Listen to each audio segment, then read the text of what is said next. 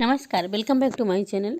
आज आप लोग इस वीडियो में प्राकृतिक आपदा भूकंप के विषय में जानकारी प्राप्त करने वाले हैं और ये बहुत ही विनाशकारी प्राकृतिक आपदा है।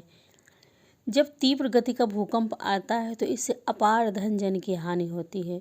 तीव्र गति वाले भूकंप से ज़मीन हिलने के कारण घर इमारतें गिरने लगती हैं और ज़मीन में दरारें पड़ जाती हैं। तो इस प्रकार ये बहुत ही विनाशकारी और भयावह होता है।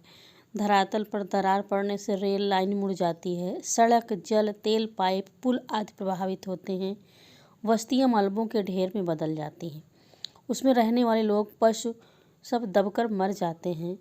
उदाहरण के लिए गुजरात राज्य के जब भुज में 26 जनवरी 2001 और अभी हाल ही में अप्रैल 2015 में नेपाल में भयंकर भूकंप आया था और इससे अपार धन जन की हानि हुई। भूकंप की जो उत्पत्ति है वो पृथ्वी की प्लेटों के किसी भाग में असंतुलन के कारण उत्पन्न होती है। तो अगर आपके मस्तिष्क में प्रश्न उठता हो कि भूकंप के क्या कारण हैं, तो ये स्वाभाविक सी बात है। पृथ्वी की प्लेटों में असंतुलन और अव्यवस्था कैसे कई कारणों से भूकंप उत्पन्न होता है और जो इस प्रकार है।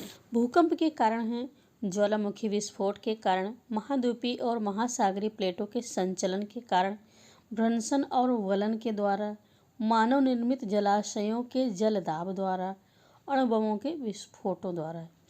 तो ये महत्वपूर्ण कारण हैं जो कि भूकंप के लिए उत्तरदायी होते हैं। और जब पृथ्वी की सतह पर अचानक कंपन होता है तो भूकंप कहा जाता है।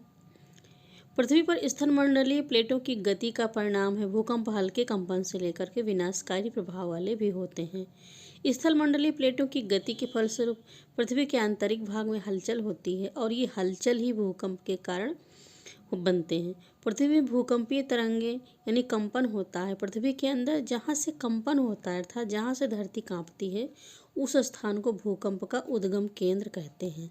इस उद्गम केंद्र के ठीक ऊपर धरातल पर स्थित बिंदु को अधिकेंद्र कहते हैं और इस स्थान पर भूकंपीय तरंगे सबसे पहले पहुंचती हैं। अधिकेंद्र से भूकंपीय तरंगे उसी प्रकार फैलती हैं जैसे किसी शांत तालाब में कंकड़ फेंकने पर तरंगे उत्पन्न होती हैं। धरातल पर सबसे पहले अधिक कंपन अधिकेंद्र होता है। अधिकेंद्र से दूरी जैसे जैसे बढ़ती जाती है वैसे वैसे भूकंप की तीव्रता में कमी होती जाती है। जब भूकंप का अधिकेंद्र समुद्र की तलहटी पर होता है तो समुद्र में भी गति होती। भूकंप की तरंगे सबसे पहले वहां पहुंचती हैं और अभिकेंद्र से भूकंपीय तरंगे उसी प्रकार फैलती हैं जैसे किसी शांत तालाब में कंकड़ फेंकने पर तरंगे उत्पन्न होती हैं। तो और अगर प्रशांत महासागर के चारों ओर विश्व के लगभग 80% भूकंप आते हैं। फिर कहा जा सकता है कि महाद्वीपीय पेटी किसे कहते हैं। भारत के भूकंप क्षेत्र जो हैं वो इसी पट्टी में आते हैं। तो बहुत ही विनाशकारी स्थिति है। भूकंप से बचना भी बहुत ही आवश्यक है। भूकंप एक अति तीव्रगामी विनाशकारी प्राकृतिक, इसके आने पर काफ़ी जनधन की हानि होती है। अधिकतर लोग भवन के मलबे के नीचे दबकर मर जाते हैं।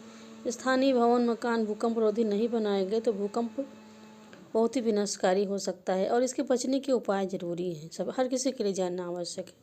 अगर ग्रामीण क्षेत्र में भूकंप आता है तो भूकंप आने के समय स्कूल भवन से तुरंत बाहर भागकर खुले स्थान पर खड़े हो जाएं। नगर कस्बा क्षेत्र में है तो किसी मेज तख्त या अन्य ठोस वस्तु के नीचे छिप जाएं। ध्यान रहे खिड़की, अलमारी या अन्य भारी वजन को बगल में नहीं छिपना चाहिए। अगर बहुमंजिली इमारत में है तो मकान से निकलकर सिर को हाथ से तकिया से ढक लें। यदि आपके पास हेलमेट तो उसे लगा लें। ऐसे समय लिफ्ट से नीचे नहीं उतरना चाहिए। तो महत्वपूर्ण विचार है जो कि आपको इन प्राकृतिक आपदाओं से बचा सकते हैं। तो इसी प्रकार इन उपायों को आप लोग अपना। इस प्रकार आपको प्राकृतिक आपदा भूकंप के संबंध में प्रदान की गई जानकारी कैसी लगी? अगर आपको उपयोगी लगी हो तो लाइक और शेयर करें। साथ ही यदि चैनल पर नए हैं तो इसको सब्सक्राइब करना ना भूलें। बेल आइकन जरूर प्रेस कर दें ताकि आपको नई नई जानकारी प्राप्त होती रहे। फिर मिलेंगे नए वीडियो के साथ। आप सबका वीडियो देखने के लिए बहुत बहुत धन्यवाद।